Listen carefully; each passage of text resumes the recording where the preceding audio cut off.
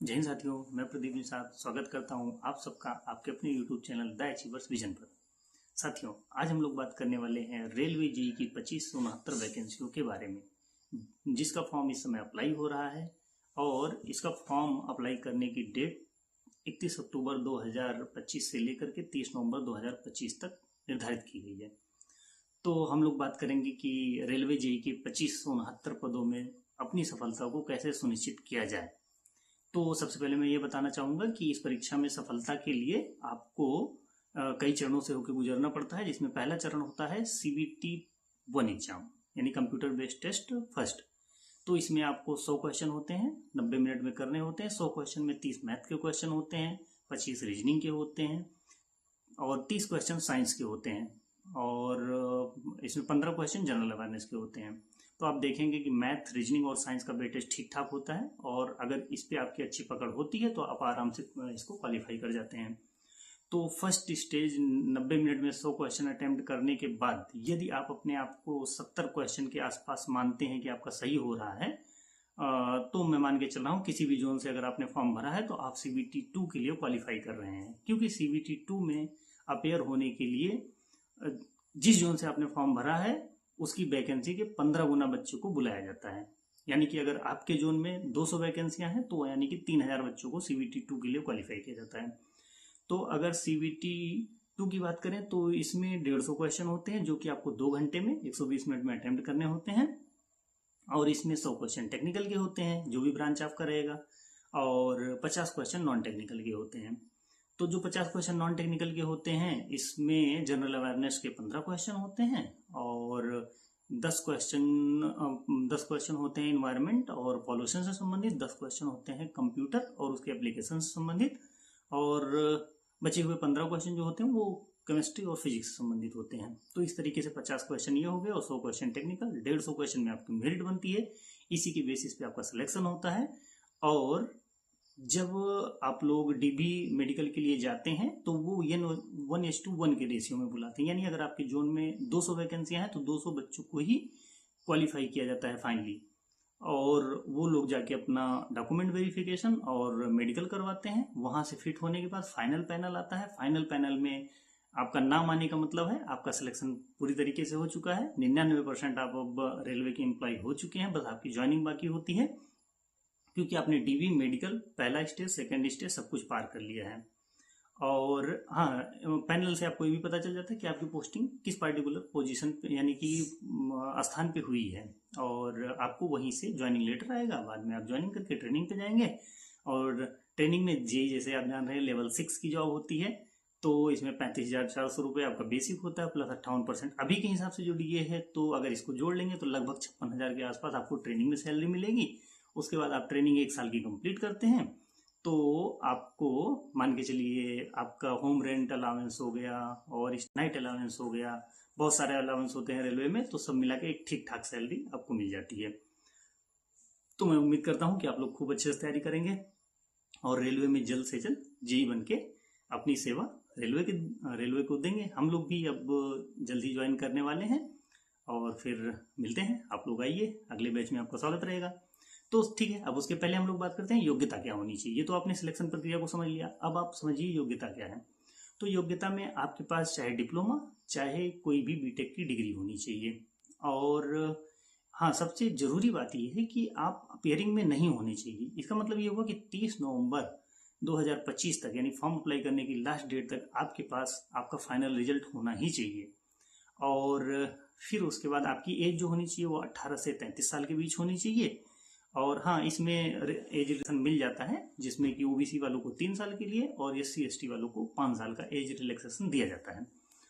फिर बात कर लेते हैं कि हाँ, कैटेगरी के लिए तो कैटेगरी सर्टिफिकेट आप लोग जरूर, अगर जो भी कैटेगरी अपना लगा रहे हैं OBC SC ST वाले या EWS वाले, तो ये लोग एक काम ये जरूर कर लें कि सेंट्रल गवर्नमेंट का जो फॉर्मेट होता है कास्ट सर्टिफिकेट का, उसको जरूर बनवा लें और वो आपको आपके DB में भी काम देगा।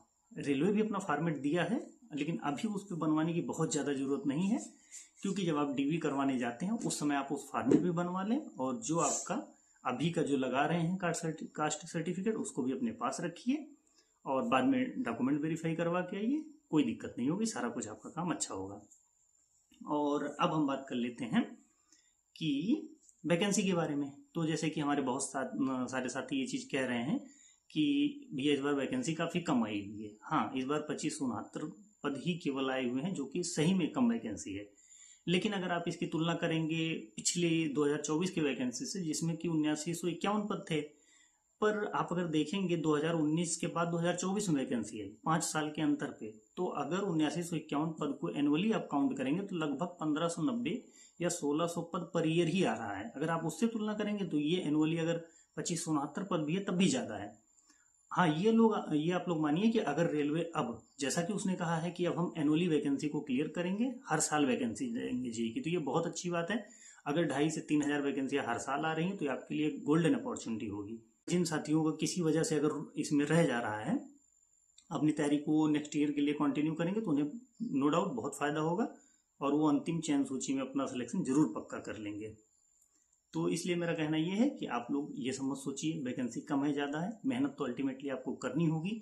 CBT 1 में कम से कम आप 70 नंबर लाने का प्रयास करिए। CBT 2 में आप कोशिश करिए कि 105 से 110 मिनिमम नंबर आप स्कोर करें और फिर अपना सिलेक्शन फाइनल करें। ये वैकेंसी के चक्कर में और चक्कर में अभी आपको पढ़ने की जरूरत नहीं है। अब यही रियल है, कितनी वैकेंसी आई हुई है, इसी में आपको फाइट करना है। सबसे जरूरी बात जो होती है जोन का सिलेक्शन और उसके बाद पोस्ट प्रेफरेंस।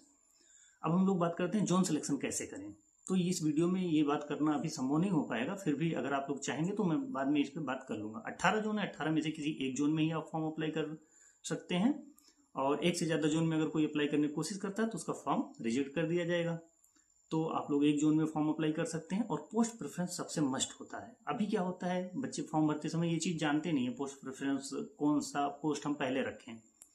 तो मैकेनिकल के जो बच्चे हैं उनके लिए प्रोडक्शन यूनिट, यानी जहाँ रेल इंजन बनता है, और दूसरी चीज होती है जहाँ वैगन और डिब्बे बनते हैं रेलवे के, और उसके बाद आपका वर्कशॉप का काम हो गया। ये सब चीजें एक स्थान की जॉब होती है जहां से आपका वर्क लाइफ बैलेंस बढ़िया से चलता रहता है। आप आगे की तैयारी भी यहाँ से कर सकते हैं।